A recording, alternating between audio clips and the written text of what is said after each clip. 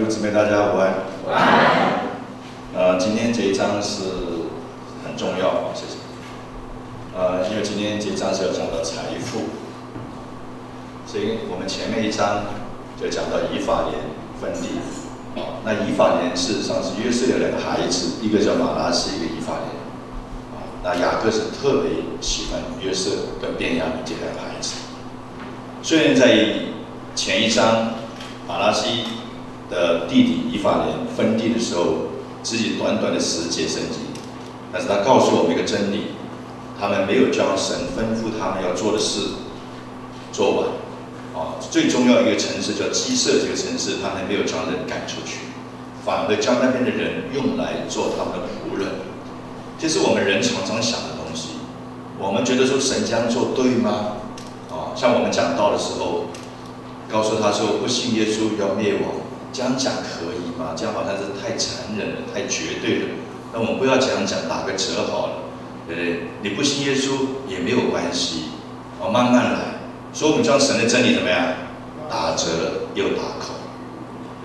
你其实讲神的话才能释放人，你讲人的话安稳不了人。那在前面一章就讲到犹大支派分产地，我们看到犹大支派好多的城堡，对不对？每一个城堡的名字都写下来，谁负责也写下来。那今天呢，就17章讲到马拉西分产地。马拉西他有两个，他的长子就是马吉，他的位置就放在还没有过约旦河，他们在约旦河的东岸，就是现在的约旦国，他们分了一块地，所以有一半的支派在约旦河的东面。这是神的意思，是所有以色列人12支派渡过约旦河去分地。但是人看到一个好美丽的地，他就先要了。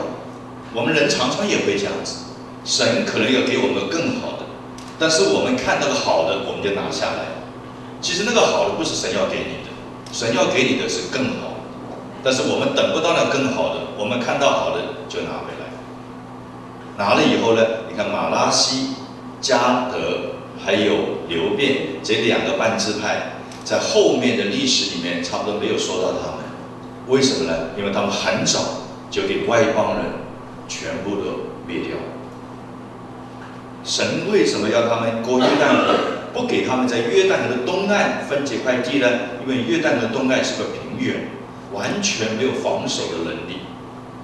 所以当帝国强盛的帝国亚兰国一来的时候，他们东岸的2个半支派就灭掉。所以你会看到圣经列王记里面没有讲到约旦河东岸的2个半支派。为什么？已经不存在，因为他们不相信神的话，他们勉强要那块地。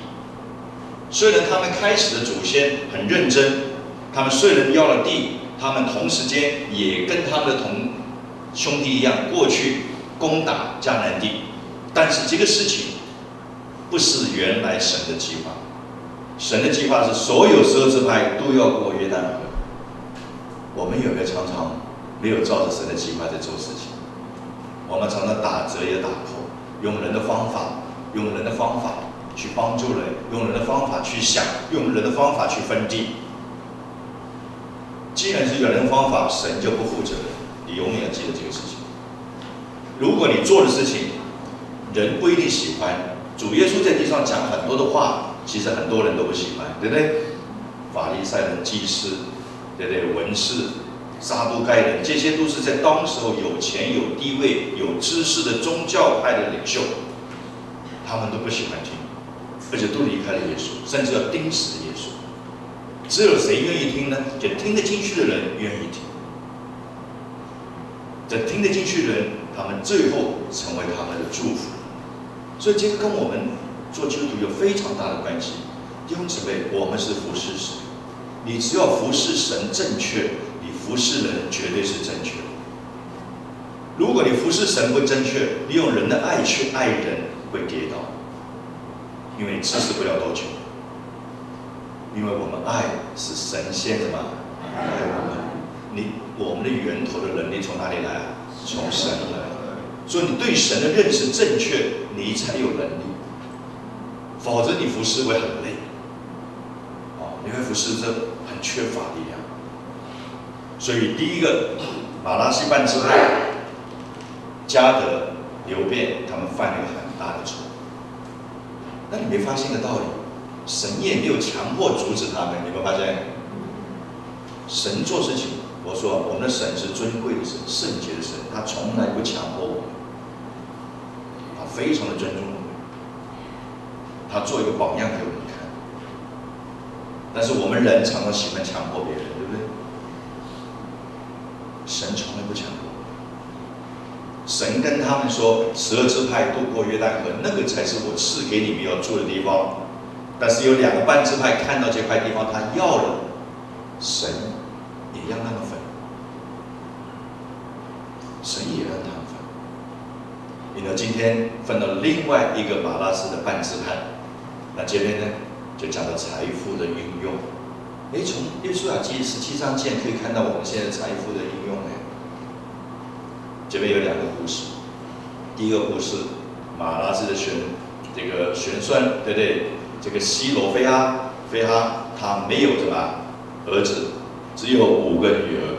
其实节一节的圣经在民数记27章就提过，民数记27章就是这5个女儿去找摩西，因为那个时候摩西还在。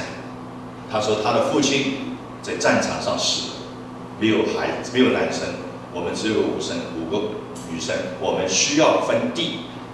摩西听到这个事情以后，他祷告神，说不管我们是小组长、长老、牧师，我们有人对你有要求，你不要一口就答应。有些属灵的事情你要问一下神。所以他摩西问了，神说可以分。所以在民数记27章，神就答应了这个西罗非哈的5个女儿可以分地，但是那个时候是个答应，地还没有拿到。今天约书亚用了6到7年时间，已经将迦南地什么打下来了。所以他们真的分地的时候，他现在的负责人摩西不在了，现在是约书亚在负责，所以他来找约书亚。所以的背景故事是这样子。民数记24章讲到他们女生可以分地，但是很多男生抗议。为什么抗议呢？他说女生分的地，如果他跟其他支派的人结婚，那个地不是变成其他支派的地了吗？这样大家了解吗？为什么要分地？因为神要祝福12支派，让这些12支派不会到时候变成一个支派。所以他有很多律法的规定，长子死了，弟弟要娶他的嫂子，生儿子要给他长子，这路德记里面的故事，对不对？让他本身的产业，他的名字不会在族里面被什么被涂抹掉、消失掉。所以他们想的，对呀，5个女生如果一人分那个地，嫁给他们身边那个马拉西支派，如果万一嫁给犹大支派，不是犹大越来越有钱了吗？所以在民数记36章，神透过摩西告诉他们，女儿可以分地，但有一些原则要注意，她只能嫁给本族的族兄，就是她只能嫁给马拉西的男生。所以不管她地怎么分，结婚最后地还在哪里啊？还在马拉西里面，这样听得清楚吗？所以第一个，所以这5个女生，她为了要得到神的祝福，她主动的去什么？争取他们的产业。很多基督徒对新约的概念跟旧约的概念不一样。其实新约的神跟旧约神是一样的神。很多基督徒会怎么想？新约都讲钱财，旧约都讲财富，新约好像都不要财富。我们都要撇下一切跟随神。那这边有个真理的错误，我今天要跟大家这边来分享很清楚的真理。圣经不是这个意思。这是第一个，他们去争取，以能得到产业。第二个呢，他们人很多，那个是一个家族去争取。现在是整个支派的人，马拉西很强盛，人非常的多。我们分的几个地虽然有东马拉西、西马拉西，但是还是不够用。他们再去找约书亚，他说我们族大是吧？人多。说我们要争取，要分地。约书亚说可以，有2个地区要给你们。第一个地区叫比利时人住的地方，第二个地区就是利乏因人住的地方，这两个地方你们可以去攻打它。为什么这两个地方其他人不要呢？也不是很好的，因为是山。另外一个人问题了，那些人很强盛，他们有什么铁车，对不对？他们很强盛，所以你会发现我们要得产业，但也不愿意付出代价。不愿意付出代价，但是我们要得产业，圣经告诉我们也付出要什么？付出代价。所以约书亚跟他讲说，虽然有树林，你可以砍伐嘛，你们人多嘛，对不对？去砍伐嘛，做工快嘛。虽然有铁车，你们不是人多嘛，对不对？他们虽然强盛，但你有神的同在嘛。所以17章在旧约里面的记载就这样子就结束了。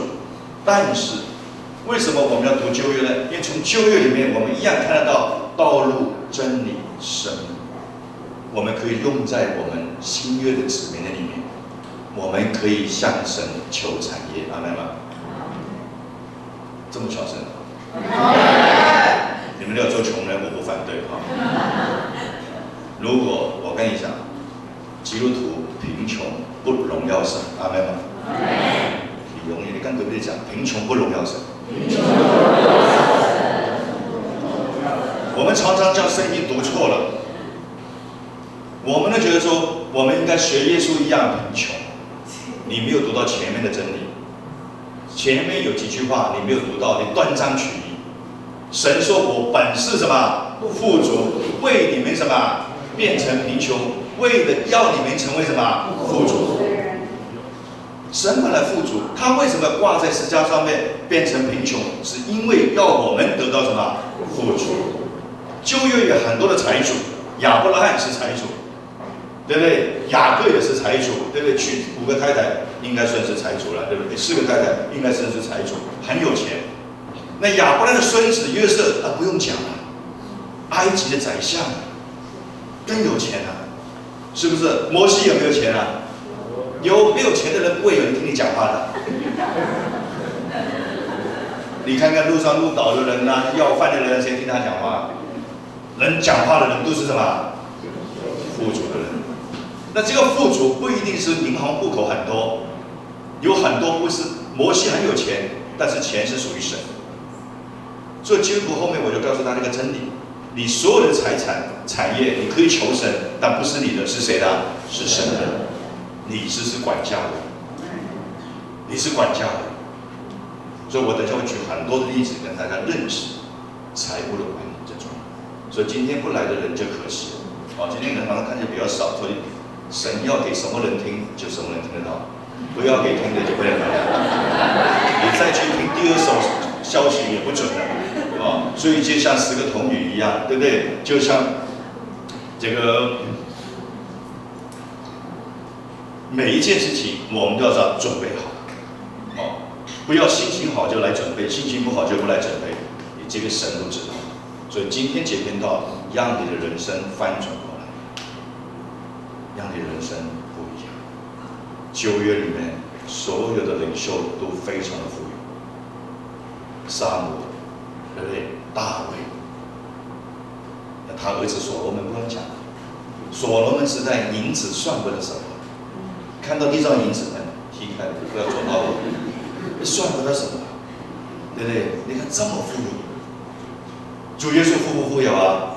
富有，1000山的羊，万山的牛都是我们的神的，阿们吗？但是我们常常读到新约的时候，觉得神好像对财主很负面。4福音书里面有几个财主的故事，最有名的财主就是拉撒路跟财主的故事。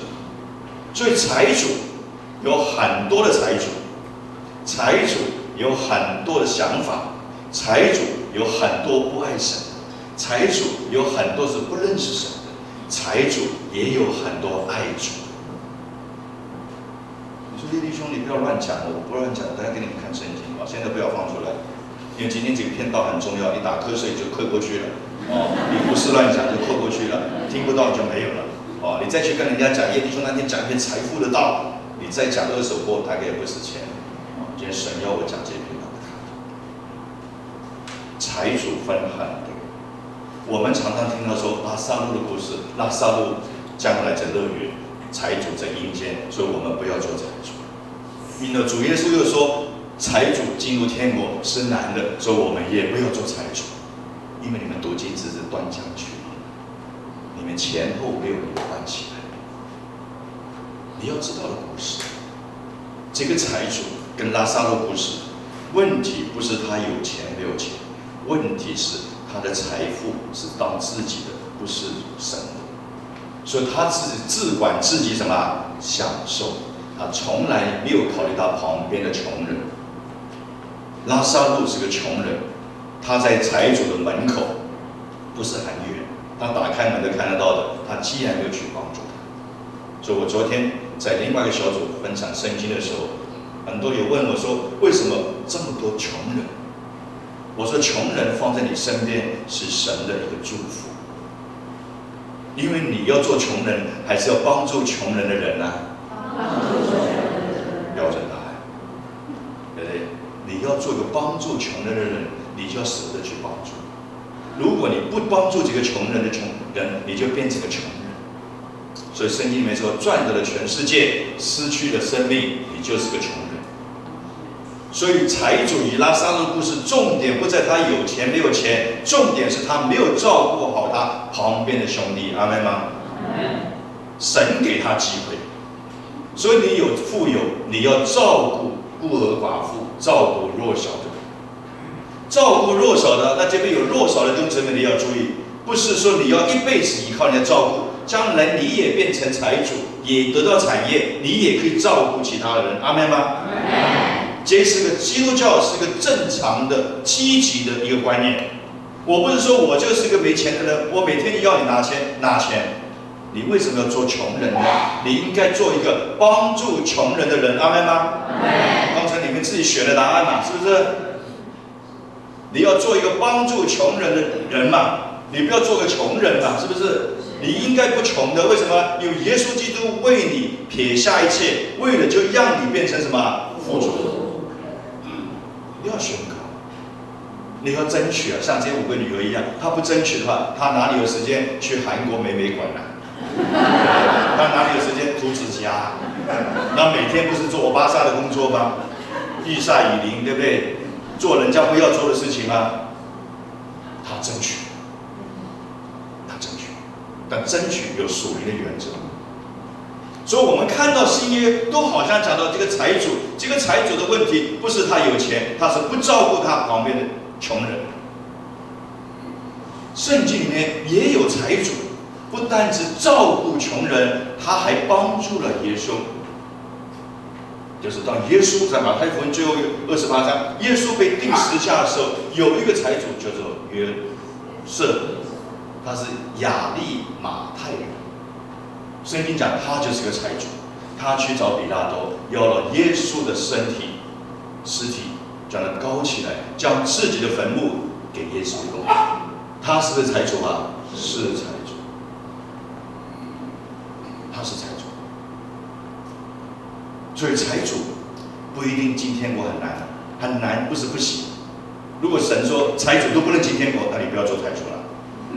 是难在哪里呢？因为你当钱财是你自己的，你不愿意帮助人；但是钱财是神的，你愿意帮助人，财主一样可以服侍神。阿们吗？所以这个财主，你看他有钱，神来说他是财主，他不单只服侍人，他还为神做一件很重要的事情，高了耶稣。我们常常听到财主，也有很多负面的财主，有个少年的官，他是个财主，他来问耶稣讲说：“夫子啊，良善的夫子啊，我如何才能得到永生呢？”耶稣说：“这个杀人、做假见证、孝顺父母这些律法，你都知道的。”这个少年会说：“这些律法我从小就守了。”所以耶稣听到心里面就喜欢他，就告诉他一个点，还有一件事情，你做到以后，你就可以得到永生。那个少年的官就说：“什么事啊？变卖你一切的，分给穷人，你来跟随我。”节圣经很多人读错，都以为说我们跟随耶稣都要变卖一切，所以财主都不敢来信耶稣。所以我常常跟弟兄姊妹讲，你们传的是祸因，所以都是穷的人来信教会，这个是祸因。神没有这样子说，阿们吗？神没有这样子说。神的意思说，你既然这么有钱，因为这个钱不是少年的官的，钱才是谁的？神的。你要知道，你只不过是管家的。如果假设故事可以回转看，拉撒路跟财主的故事，拉撒路在门口，财主看到他自己吃好的、穿好的、穿纸袍、吃美食，他看到这个拉撒路是他在门口，他照顾他的兄弟，让拉撒路也变成个专业人士，对不对？替他管理家产。我想请问一下，将来在阴间里面就没有财主这个人，他跟拉撒路一样在哪里啊？乐园。这个少年的官，人贪心，因为是我的，所以我不愿意给，所以他失去了永生，而且这个钱对他来讲就一点意思没有。所以圣经一句话，赚了全世界，失去了生命，这个就是典型的例子。故事再返回头来讲，如果这个少年的官听到耶稣这样讲，他说：“好，我马上变卖一切给我的穷人，我来跟随你。”我想请问一下，跟随耶稣会变穷人吗？不会。但是故事的选择不是这样子，人的选项错误，走在一个人生没有意义的生命中。所以少年的官有很大的机会撇下他现在的财富，他跟随耶稣，他一样是财主，阿们吗？钱财对神来讲太简单，但神要改变我们的想法太难。神要改变我们的想法太难，弟兄姊妹，我们太多自己的想法，因为受了这么多年，所以从小第二代、第三代基督徒是蒙福的，因为从小在教会里面基督教的观念。如果你30岁信主，50岁、70岁信主，你的观念这么多年要改变，你一定要下定决心，阿们吗？你一定要下定决心，否则你很难改，非常难改。所以顺听命胜于献祭嘛，你相信神讲。圣经里面有很多的财主，尼哥底母是个财主，他也爱主，对不对？约翰福音第3章，他来晚上找耶稣。有人说他白天不好意思，那你圣经没有读懂啊。他是尼哥底母，是财主，是个做官的，他白天很忙，晚上才下班才来找耶稣啊。那我们不知道解经的不知道怎么解的时候，他白天怕人家看见，那他就不会来找他。他白天很忙啊，阿们吗？他晚上来找耶稣，因为他看见耶稣。他说：“夫子啊，如果没有神与你同在，你所做的事情是不可能。”神一看就知道这个聪明的，不但是财主，财主都很聪明的。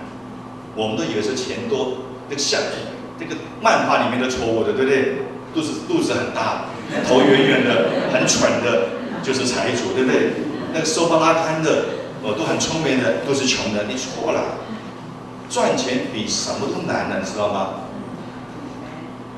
你相信我讲的吗？相信。所以穷人比较多嘛，对不对？有钱人比较少嘛。有钱人很认真的。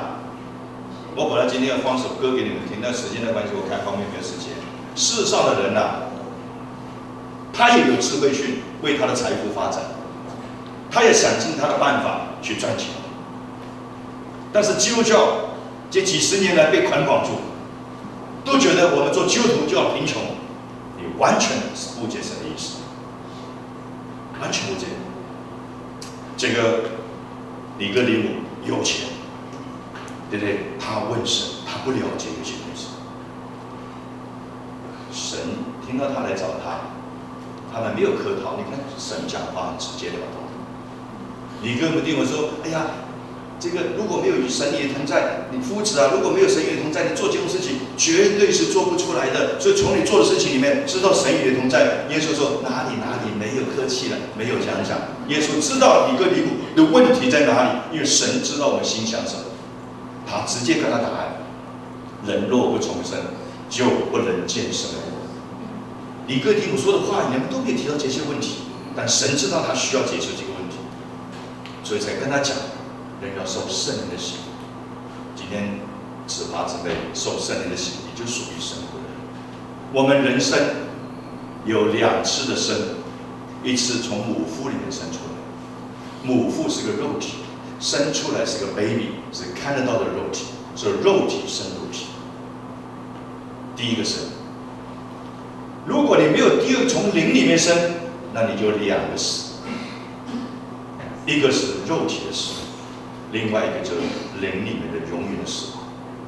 如果你有2个生，我从肉体里面从母腹生出来，我又在灵里面重生，我只有一个死，就是肉体的死，我的灵魂永远活着。有本书叫《灵魂永远不灭》，小一本书，我不晓得现在有没有。我是在30年前看的这本书，还有这个叫《灵魂永远不灭》，写得非常精细、非常好的一本书。所以尼哥底母是财主。我们再看马太福音27章57节一节圣经，这个是财主。我们一起来读来，请。到了晚上，有一个财主名叫约瑟，是亚比人怀来的，他也是耶稣的门徒。很多人说耶弟兄弟，关掉好了。很多人说，你看财主他不一定是门徒啊，这个是不是啊？圣经清楚讲到了。我们今天是不是耶稣的门徒啊？是。说你可不可以做财主啊？可以。告诉他，你是门徒，也是财主。你是门徒，也是财主。这是要宣告的事情，弟兄姊妹，不要以贫穷捆绑了我们，阿们吗？教会为什么软弱在台湾？因为教会没有很多财主来供应教会，阿们吗？慈济功德会为什么这么强盛呢？他不是自己涨钱出来的，是不是？难道你要跟他借款吗？所以贫穷得罪神。贫穷只有个理由，懒惰。贫穷只有个最大的理由，是懒惰。很多人说是咒诅，没有这种事情。你受洗了以后，你是属于神的人，你自己受咒诅，你愿意才能受咒诅。没有人可以咒诅你，阿们吗？在你里面的比世界都还大。你不要动一动就是撒旦咒诅，那你去信撒旦算了。撒旦有比神厉害吗？可以随时咒诅你。神不同意，撒旦只是神一个兵器而已，是个棋子而已，为了教导我们怎么样子认识神、敬畏神。财主，不要给负面的财主观念消磨掉。真正的财主，他是为神守产业，帮助环境需要的人。你今天很有钱，你要问神：你给我这么富有，我应该怎么为神的国、为神的义？阿们吗？你不要以为说你有钱就是你自己的，那你就是圣经里面负面财主的示范。你赚到了全世界，失去了神的同在。如果你非常有钱，你应该问神：我这个钱要怎么来管理？怎么样子建造神的国？怎么样子帮助弟兄姊妹？怎么将小组教会强盛？这才是财主的观念。如果你学下面一个财主，那你就会很惨。有一个财主，真正很多财主，有个财主，他钱太多了，担心到睡不着觉。所以你们钱多睡不着觉来找我，我有良方。我真的有良方啊！而且我照着圣经的教导，前面讲到说那个少年的官，今天很立体的时候，大家有用心听，我也用心讲，因为故事都是立体在交错的，你独立来讲不值钱，就要交错比较才有值钱。前面讲那个少年的官，他来求永生，他最后不要。对不对？因为他钱财太多了，圣经后面一句话，他为什么忧忧愁愁走了？因为他钱很多。如果你没有钱，耶稣说你撇下一切跟随我，我只有2个铜板，把我丢掉，容易，对不对？如果你有20亿，那个很难呐、财主进天国难的，就因为他觉得20亿是他的，他不知道这个20亿是神的。如果是神的，他随时放得下嘛？是不是？就是因为他觉得是你的，说心态很重要，做财主。后来主耶稣那个忧忧愁愁走，故事还没发展完毕，他的门徒就讲一句话：那这样子谁能跟随你啊？动一动要变卖一切，对不对？所以有没有人跟你传福说，你有豪宅，要变卖豪宅才能受洗？如果有这样子的人，给我出来！我要去福音真理班好好上课，不要传破音了，不要传破音了。主耶稣讲一句话：在人不行，在神凡事都能。你撇下一切，神一样可以是财主。圣经讲的一句话是最得安慰的：你撇下一位主撇下一切，你今生得百倍，将来得永生。神到底要我们穷还是要有钱啊？有钱，富足，阿们吗？要你富足，今生得百倍，将来得永生。但是问题，你做财主要认识这个产业是神的。所分到马拉西分到这么多的地，这些地都是谁的啊？神的。所以地不能永卖，对不对？喜年要回归，这都神这个原则在那边。你的圣经里面有个负面的财主，他就是痛苦，他觉得钱财是他赚了很多钱，睡不着觉，每天很烦，他终于想到个办法了。这个是很例外的财主，比较蠢的财主。他想到什么办法呢？将他的货仓什么拆掉，太小了，东西太多了，放不下去了。将他一个货仓啊，装货的货仓，以前没银行不能存款，也没有信用卡，对不对？所有的财物都要存起来。拆掉小的，改一个什么大的？哇，可以放更多东西。他觉得他为他自己的智慧感觉到骄傲。哇，我怎么这么聪明呢？他晚上清楚。他说：“灵魂啊，灵魂啊，你可以安安喜喜、快快乐过一辈子。”为什么说这个财主是愚蠢的？你何必拆那个小的？你盖个大的就好了嘛，对不对？我讲是会比他聪明。我有个30平的，我现在有钱，我会不会拆那个30平的呢？我买个300平的，不是一样？我有个30平加300平的，对不对？我讲是会比他聪明，因为我敬畏神，敬畏耶和华是智慧的开端，阿们吗？我就不会学他这么蠢的，去拆一个又重新再盖，浪费一大笔钱。你说古时候就是地多了，不像我们现在地很少了，要拆掉再改，现在不用了。有这个财主呢，以为很聪明，拆了个小的，盖了个大的，就跟灵魂讲话说：“你可以安安喜喜的过一辈子。”晚上神就跟他说话。无知的人说：“不是我说他蠢，是神说他蠢。”无知的人，我今天晚上就要你的灵魂，你所有的归给神人，归给谁啊？意思嘛，如果这个财主他发现他非常有钱，他可以做一个聪明的财主。他可以像约瑟一样，亚利马太的财主一样，很有钱。我这么有钱，他祷告神啊，我这么有钱，你这么祝福我，我要怎么用这个钱呢？神一定告诉你怎么用这个钱，阿们吗？他也不用拆房子，也不用盖这个，晚上也不会没命，因为他知道这个钱才是神的。他一样可以做财主，做一个智慧的财主，管理神的产业，阿们吗？这是一个负面的财主。亲爱的姊妹，财主是个中心的字。你的心认识神、敬畏神，你就是个智慧的财主，阿们吗？如果你心不认识神，你是个愚昧的财主。所以圣经里面有智慧的财主，也有愚昧的财主。神都告诉我们有这些人，你要做什么财主？不是说你信耶稣，你就永远要撇下一切。所谓撇下一切，告诉你一件事情：你的一切都是神的，阿们吗？不是你的。所以今天你要做财主，我们总结里面几个故事。其实故事很多因为时间关系，我没办法讲这么多故事给大家听。我只举几个例子给你听。我讲的道是根据圣经，不是根据我的感觉。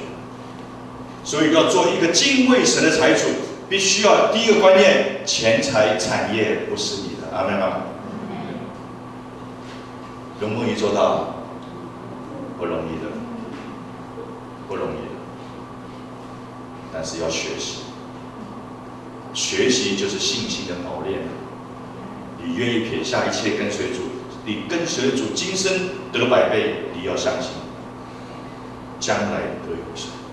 你不撇下一切，今生可能得到1000倍，但将来什么都没有。所以你赚到了全世界，失去的生命一点意思没有。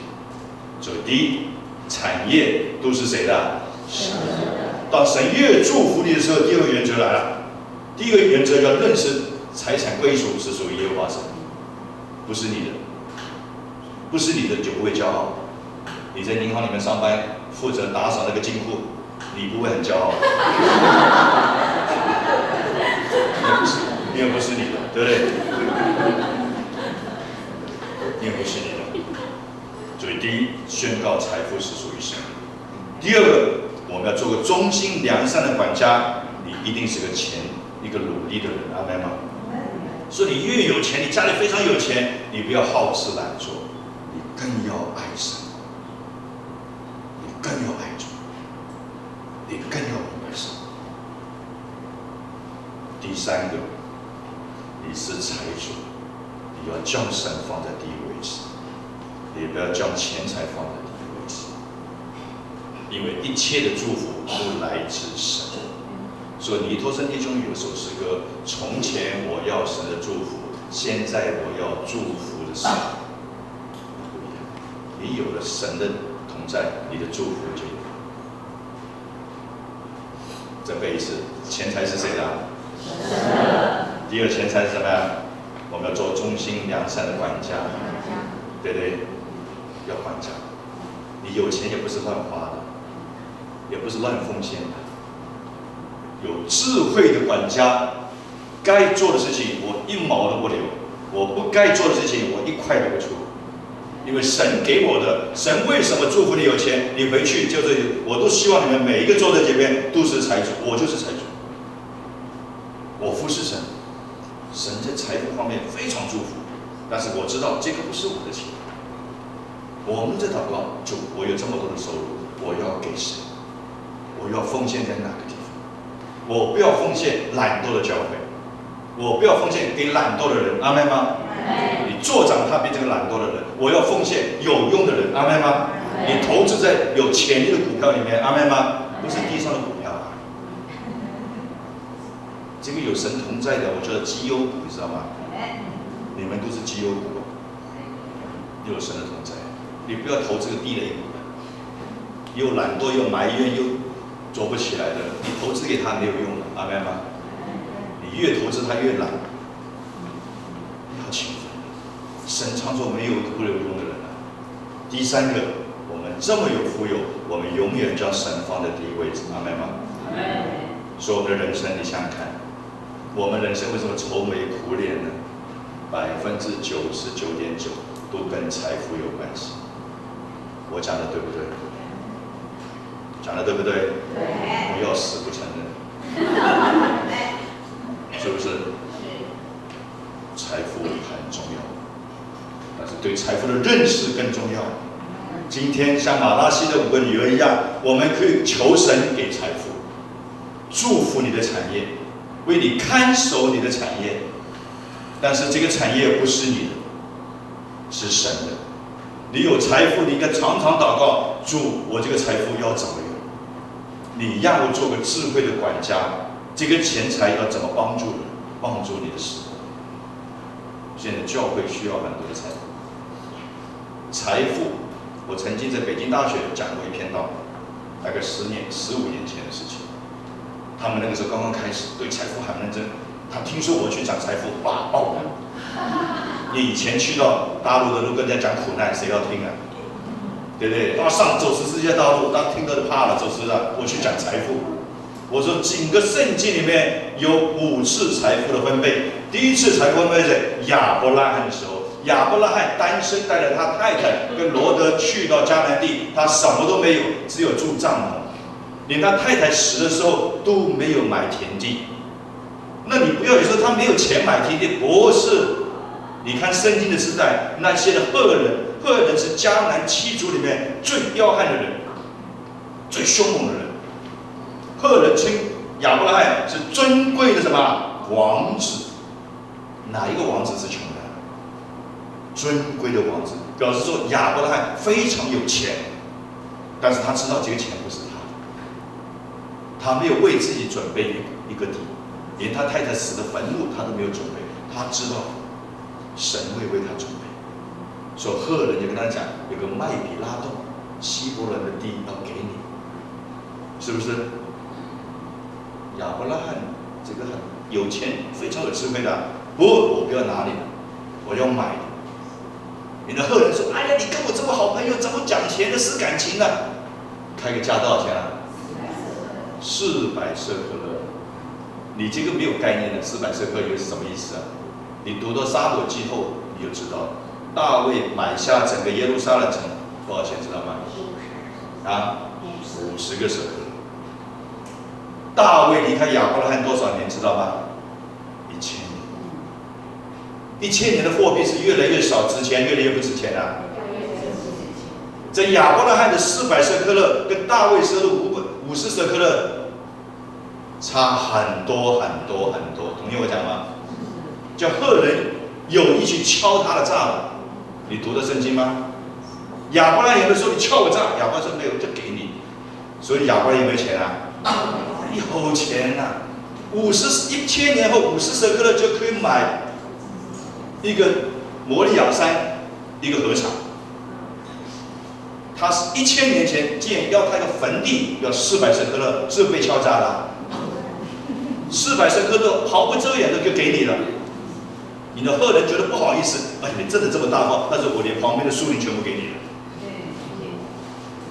亲爱的姊妹，圣经是这样的。亚伯拉罕眼睛钱财根本算不了什么，他有钱，他有钱。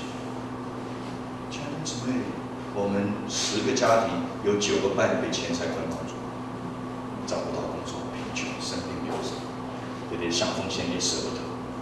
你永远记得，不是等你有钱的时候才奉献，你现在就可以奉献。阿们吗？奉献有2个真理：一，钱财是个真理；第二，时间是个真理。你奉献也要摆上时间，你要出钱，也要出时间。你不要说我有钱我就奉献钱，我就人不来。我不敢讲这样，好不好？这样对我来讲很好了，对不对？教会有钱，大家不聚会，那我也没工作，我很快乐嘛，对不对？我们的无人教会真的是，对不对？但是银行户口很多，大家的奉献钱都出去，对不对？但这不是神的心意。就好像一个儿子，他喜欢他的父母亲，每天给他钱够用，可是他还想看到他的儿子嘛，阿们吗？他也希望看到他儿子每天跟他说说话、谈谈话、聊聊天嘛，明白神的心意嘛。所以钱财很重要，但是3个原则永远记得，阿们吗？第二，我们既然有这么大的盼望，我们可以求神给我们产业，所以我们每个人都不应该愁眉苦脸，阿们吗？我们是大户人家，我们是大户人家，是圣经讲的话。你是大户人家，你出去讲福音就有力量，阿们吗？所以福音不是用讲的，福音是用做的。人家看见你就相信你的神，阿们吗？你有疾病，癌症末期又破产，你跟人家传福音，神是丰富的，谁信啊？阿们吗？谁信啊？我们永远带着正面的观念，神是富足的，阿们吗？为我成为贫穷，阿们吗？让我使我成为富足。但是你的心里面总结一个答案，这个很重要。你的心不能永远想着财富，因为心在哪里，你的财富在哪里，你的心也在哪里。你的心应该在耶稣身上，阿们吗？你的财富才有价值。如果你的心在财富，今天叶弟兄讲了，哇，财富是我要求的了，我今天晚上跪下来祷告，主啊，给我2栋房子、3块地、4部车子，对不对？那你的钱观念就是在钱那边。你跪下来，应该祷告神，神，你救我，我要怎么为你使用？当你愿意为神使用的时候，神第一件事情，在古时候的军队里面，皇帝要用你去打仗，千军还没有走，粮草是吧？先要给你。所以你的心放在神的国里面，你求神的国，再求神的义，其他一切都是什么？加给你的，不是求来的。但是观念很重要。如果你的观念是要做穷人，要做贫穷的人，要做一个没用的人，要撇下一切的人，你后面有没有读清楚圣经？那你的真理就出现危机，到最后你们埋怨神，就像那个大儿子一样。这个弟弟回来了，父亲为他宰一个肥牛犊，他就生气了，因为这个哥哥其实他就是财主的儿子，阿们吗？但是他活在财主里，他不认识神，不认识他的父亲，他就变成个最贫穷的人。他既然看到他爸爸给他弟弟一个肥牛犊，他既然埋怨，他说：“我这么辛苦为你做事情，你连鸡都不给我杀一只。”圣经没有写这个字啊。我的意思，要牛跟鸡的比较了，意思让你们睡着的人醒过来，让你想到东西要记起来。我这个比例让你听得更清楚了。他爸爸说：“真的，他爸爸最痛苦。”比他儿子出去的多。他说：“儿子，我的一切都是你的，你都不杀，我以为说你是吃素的，你早上杀羊，中午杀牛，晚上再来杀条牛，父亲都没意见，因为太有钱了，阿们吗？我们今天就是这样子，我们成为神尊贵的王子，我们是神的，我们是君王，所以你不要财富的开始。”从心里面先相信，阿们吗？不要办一个穷的人的心态，阿们吗？我们是大户人家的心态，阿们吗？我们要干干净净，阿们吗？不需要有钱办那个要饭的一样，不需要的，对不对？但是我们也不需要太奢侈的，阿们吗？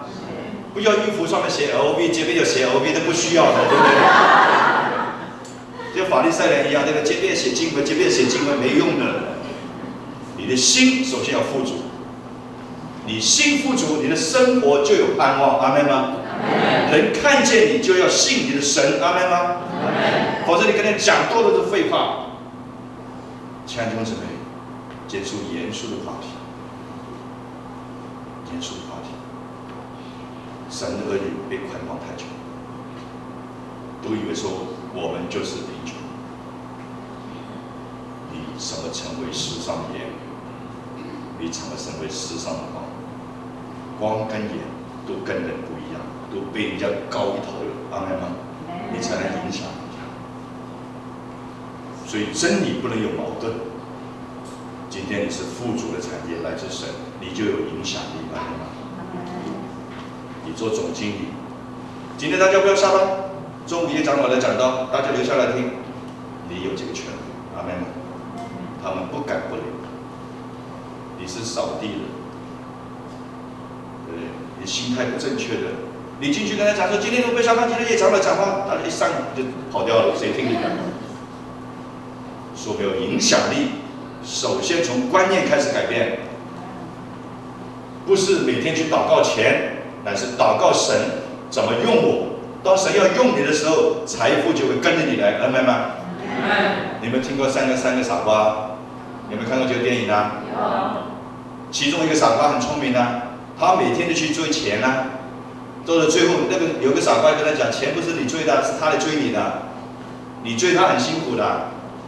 他虽然不是基督教的电影啊，但是人生很多观念都是差不多的。为什么？人都是照着神的形象创造的，他的想法都跟神一样的，正善美都一样的。所以亲爱的弟兄姊妹，免得大家以为我就讲一段，我再讲一遍。神要我们富足，阿们吗？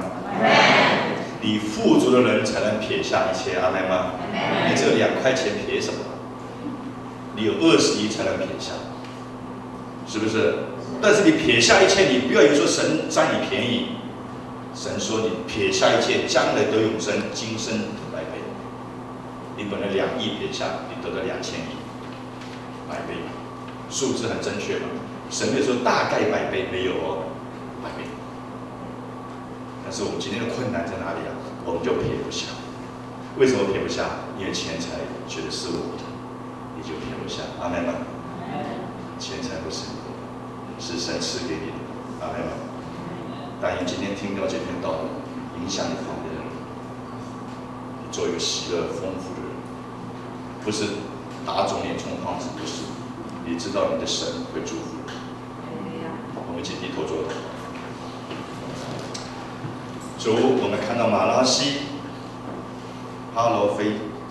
西罗非哈的5个女儿，为他们的权利来求神给他们的产业。